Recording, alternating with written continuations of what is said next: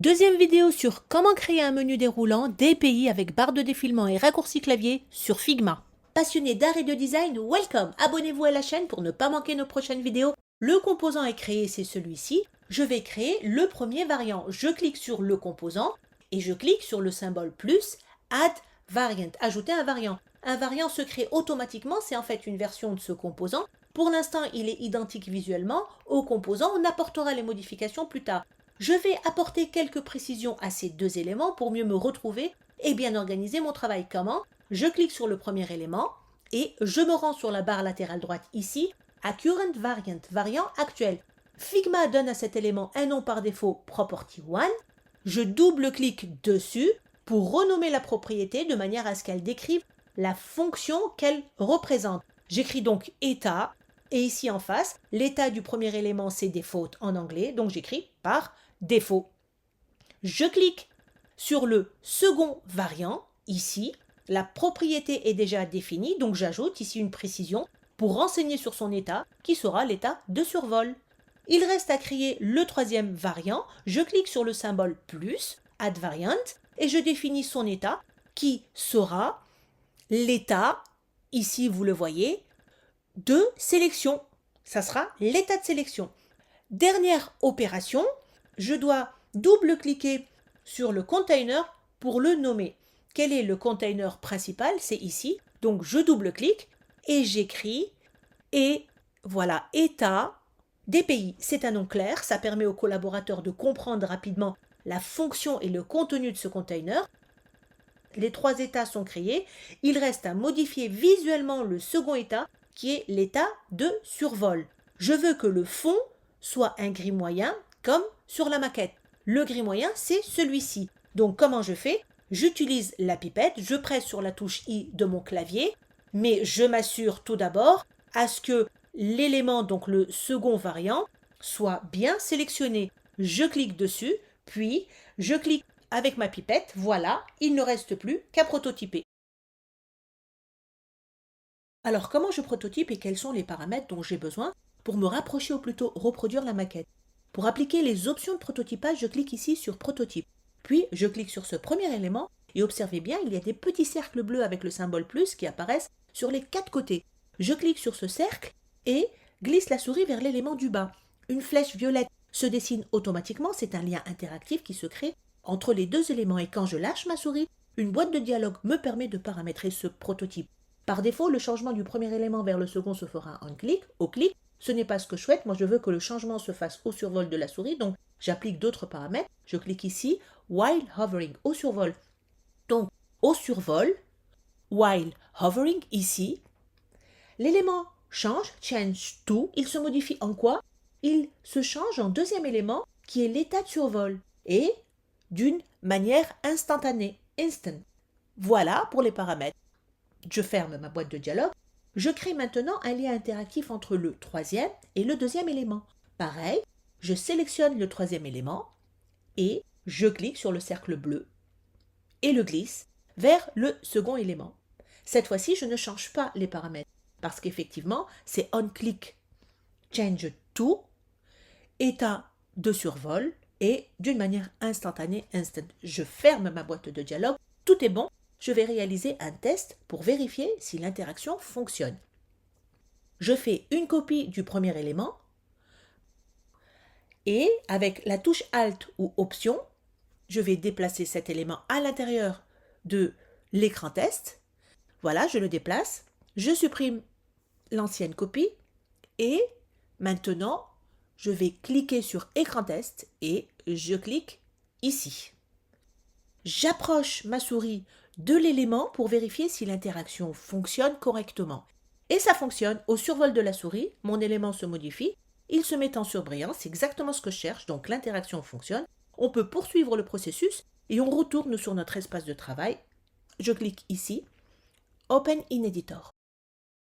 Bon, alors j'ai déjà défini les trois états et j'ai créé les deux liens interactifs entre les éléments. Je peux maintenant créer la liste interactive des pays. En fait, c'est celle-ci. La voilà. Cette liste comporte 260 cases en tout. J'ai retenu les 197 pays qui sont reconnus dans le monde en 2024. Mais pas que. J'ai ajouté les territoires, je veux dire par là les territoires d'outre-mer français, les territoires habités plus précisément, comme par exemple la Martinique, ou alors Mayotte, ou encore la Guadeloupe. Voilà, que normalement vous allez voir défiler. Là voilà la Guadeloupe.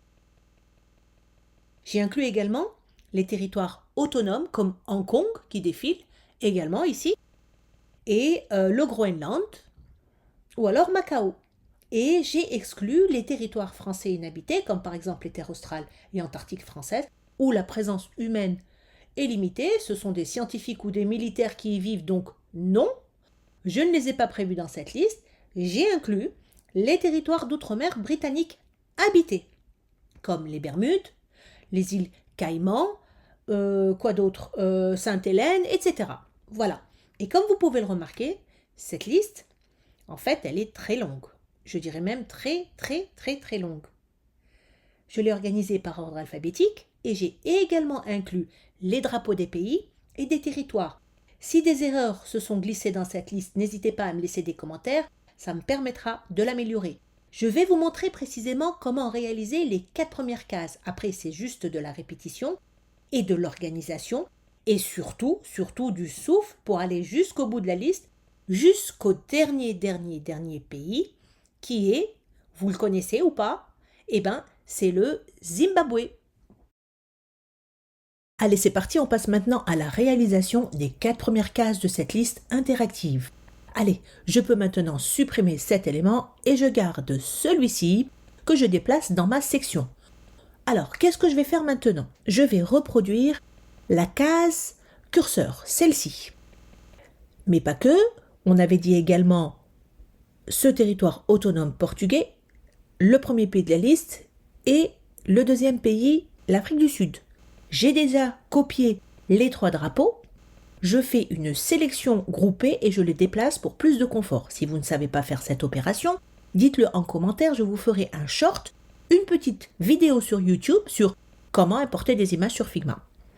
C'est donc avec la copie de l'élément générique que je crée ma liste interactive, c'est-à-dire c'est avec cet élément que je crée la liste des pays.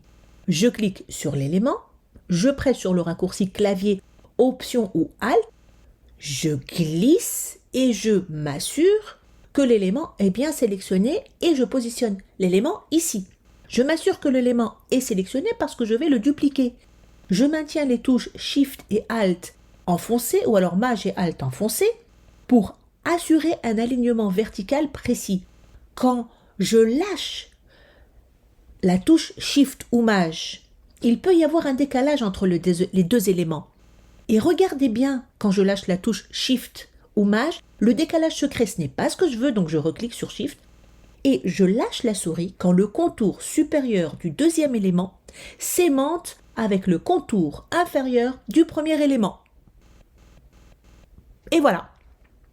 Et comme j'ai besoin de plusieurs copies pour aller plus vite, j'enchaîne avec la combinaison de touches Commande plus D sur Mac ou Ctrl plus D sur Windows pour une duplication rapide. Voilà, c'est fait, on a dupliqué plusieurs cases, mais pour ce tuto, on reproduira, comme je vous l'ai déjà dit, uniquement les 4 premières cases. À vous de compléter les autres cases si vous le souhaitez. Et voyons maintenant de quoi est composé le premier élément, celui-ci. Il y a ce curseur qui informe l'utilisateur que la zone est prête à recevoir du texte et un élément invisible, je clique sur la case, je me rends dans mes layers. La case curseur ici est composée de 2 éléments, le curseur et le rectangle qui recevra un drapeau. Je clique sur le rectangle et automatiquement, on voit ses contours et on se rend compte qu'à cet emplacement, il y a un élément masqué. Ce rectangle masqué correspond au rectangle générique qui, comme je vous l'ai dit, recevra un drapeau correspondant. Pourquoi je le garde, ce rectangle masqué? Eh bien, si je le supprimais, le curseur se placerait à la place du rectangle et il y aurait un décalage entre le curseur et les autres textes. Moi, j'ai besoin du même alignement. Donc, je sélectionne ici le texte générique et je le remplace par un I majuscule. Voilà. Ce I majuscule ressemble à un curseur, c'est parfait. Il nous reste maintenant à masquer le rectangle drapeau, celui-ci, pour être conforme à la maquette et à la mise en forme de la case curseur. Il y a plusieurs façons de masquer un élément avec Figma. Tout d'abord, On sélectionne l'élément en question, celui-ci, et aujourd'hui je vais le masquer à partir du panneau de remplissage Fill, ici en cliquant sur le symbole de l'œil. Et voilà, l'œil se referme, c'est que l'élément est masqué, et je peux le rendre visible à tout moment, si j'ai besoin qu'il soit visible. Et bien comment? C'est en recliquant sur l'œil. Voilà, voilà. Bon, maintenant, en ce qui concerne les assorts, la case comporte du texte et une image. Pareil, je sélectionne le texte générique en cliquant dessus et j'écris mon texte. Assort avec un CCD. Le texte est écrit en minuscule alors que sur la maquette, c'est en majuscule. Il y a une petite astuce, une petite fonctionnalité Figma pour y remédier. Je sélectionne mon texte, je me rends sur le panneau des propriétés du texte, j'accède au Typesetting, ici, en cliquant sur les trois petits points. Une boîte de dialogue s'ouvre qui me permet d'atteindre la partie case qui elle-même me permettra de changer rapidement la case du texte sélectionné. Ça se passe ici, case, et en face de cette case, il y a uppercase, donc majuscule, il y a lowercase, minuscule, et title case. Je clique sur uppercase pour transformer mon texte en majuscule. Les modifications se font automatiquement, comme vous pouvez le voir à l'écran. Donc je referme la boîte de dialogue et je vais maintenant placer le drapeau des Açores à cet emplacement pour obtenir les mêmes résultats que la maquette, c'est-à-dire que cette maquette-ci. Voilà, je sélectionne le drapeau en question, l'élément d'origine, je fais un clic droit avec la souris pour atteindre ce menu contextuel et de quoi j'ai besoin ici? Eh bien, j'ai besoin de Copy Properties. C'est ici que ça se passe, copier les propriétés. Je sélectionne le rectangle car c'est ici que je souhaite coller les propriétés. Donc, je fais pareil, un clic droit pour accéder au menu contextuel et je sélectionne maintenant coller les propriétés, c'est-à-dire Past Properties. Ici, voilà, je dois encore supprimer les couleurs pour obtenir un wireframe haute fidélité. Haute fidélité sans couleur. Donc, qu'est-ce que je vais faire? Je double-clique sur l'image et dans cette boîte de dialogue, je me rends sur l'option saturation. Ici, je clique sur ce cercle et je le glisse vers la gauche pour obtenir les résultats souhaités. Et voilà, c'est fait. Je passe maintenant à une autre case qui est la case Afghanistan. Et je refais les mêmes opérations, c'est-à-dire que je sélectionne le texte générique, j'écris mon texte en minuscule, Afghanistan, et je modifie la case, pareil, en cliquant sur les trois petits points ici, puis sur Uppercase. Je referme la boîte de dialogue. Pareil, je vais faire un clic droit sur le drapeau et je sélectionne Copy Properties. Je sélectionne le rectangle, clic droit et Past Properties. Au lieu d'atteindre l'option saturation en double-cliquant ici, je me rends sur la barre latérale droite, sur le panneau d'options de remplissage, le fil, et je clique ici à l'intérieur de l'image. Je glisse le cercle de saturation vers la gauche pour supprimer les informations de couleur. Voilà, c'est fait.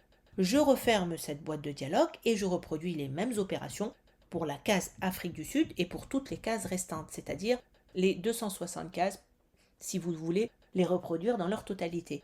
Donc si vous avez une autre façon de faire plus rapide, je suis preneuse et je vous en remercie d'avance. Alors, qu'est-ce qu'il me reste à faire maintenant? Je copie les propriétés de l'image. Vous pouvez utiliser le raccourci clavier, ça va plus vite. Et je clique sur ce rectangle pour coller les propriétés. Past Properties, pareil. Je dois faire en sorte de supprimer les informations de couleur. Voilà, j'ai terminé ma mini-liste pour la démo. À vous de compléter les 260 cases. Et maintenant, je crée un composant. Mais comment je crée ce composant? Il va falloir que je sélectionne tous les éléments que j'ai créés. Tous ces éléments que vous voyez. Donc, je vais faire une sélection groupée. Je sélectionne tous les éléments, comme ceci. Et je vais créer un auto-layout. Donc, je crée un auto-layout avec le raccourci Shift et A. Voilà, c'est créé. Et puis, je clique sur le symbole Create Component. Ici, créer un composant. Create Component. Le symbole du composant est actif. et je peux le nommer pour m'y retrouver. Donc moi, j'ai besoin de me retrouver, j'ai besoin d'écrire liste des pays, voilà. Et maintenant, je vais faire un essai pour vérifier si l'interaction fonctionne. Donc, il va falloir que je fasse une copie de cette liste que je place dans mon écran test. Donc, je sélectionne la liste des pays, je presse sur la touche Shift ou Alt de mon clavier. Avant ça, donc, je supprime cet élément et je déplace ma liste dans mon écran test. Je sélectionne mon écran test et j'appuie ici. Qu'est-ce que je veux vérifier? En fait, je veux vérifier si l'interaction fonctionne. Lorsque j'approche la souris d'un pays, l'état par défaut doit se transformer en état de survol. Et voilà, c'est bien, c'est génial, ça fonctionne. L'interaction est active, en fait, pour toutes les cases. On n'a plus maintenant qu'à retourner sur notre plan de travail pour continuer le processus. Nous avons réalisé pour la démo juste les 4 cases, mais la liste des pays est longue. Il faudra, comme je vous l'ai dit, refaire les mêmes opérations pour les 260 cases. Voilà, on peut finaliser le travail en nous concentrant sur le menu déroulant maintenant. Vous retrouvez très rapidement la suite de cette vidéo sur notre chaîne Art, Design et Thérapie. Je vous dis à très bientôt.